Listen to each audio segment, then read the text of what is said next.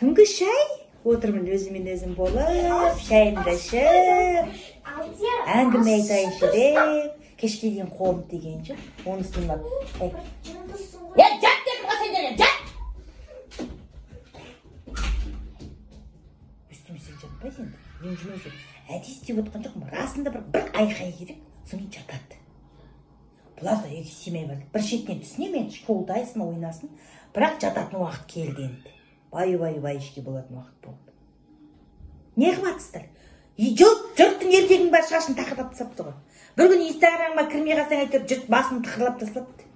Ертесі күн тағы не болар екен деп қорқып отырасың. Ойпырмай деп. Жұрттың күйеулері шаштарын тақырлапты. Әйелдерінің кірпіктері түсіп, ісіп тұрған еріндері бүйтіп, ботекс, котекстің бәрі жерге қарап қапты. Салон жоқ. Bir-бірінің бет бейнесін көріп жатыр екен ғой жұрттар. Сен қандайсың? Күйеу тақырбас, бұтта шортик, трико, үстінде жаман футболка. Әйел анау, шаш ағарып, ерін солған, кірпік түскен, қаста кеткен. Міне, таза табиғи заңдылықпен түр әлпет. Оны да көруге жазып жатыр. Боп дәйдер аман есен боп, бір үйдің ішінде ұрыспай таласпай күн кешкеннің өзі бір ғанибет қой. Аман болсын бәрі. Әйтпесе ана Қытайда осы вирустан кейін ажырасушылар көбейіп кетті ғой. Барып ажырасуға не беріп жатыр екен жаңағы. Аршағын түсіріп жатыр екен.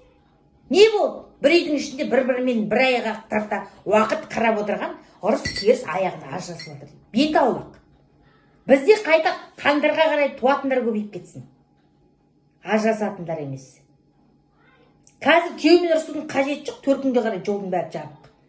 Төркіннен бір подъезде тұратын болсаң, Құдайдың жөні енді. Bir көшеде тұрсаң, жүріп барасың.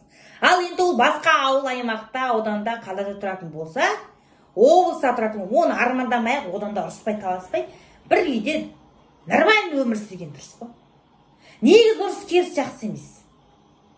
Ұрыспай осы бетті біз еркектер бетімізге қарап қалдық. Біздің бетімізге қарап отқанда өзіңнің қандай екенін көрсетіп қылсайшы. Бүгін мен күйеуім айтты ғой, мә бір тынбайды екенсің деді. Көзінен жас бір жете қалды.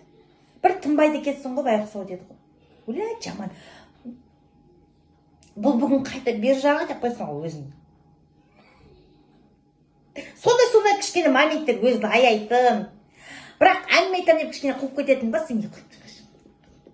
Қойшы, осы жерден қоя қойшы деп қойды, бірдеңелерді айт.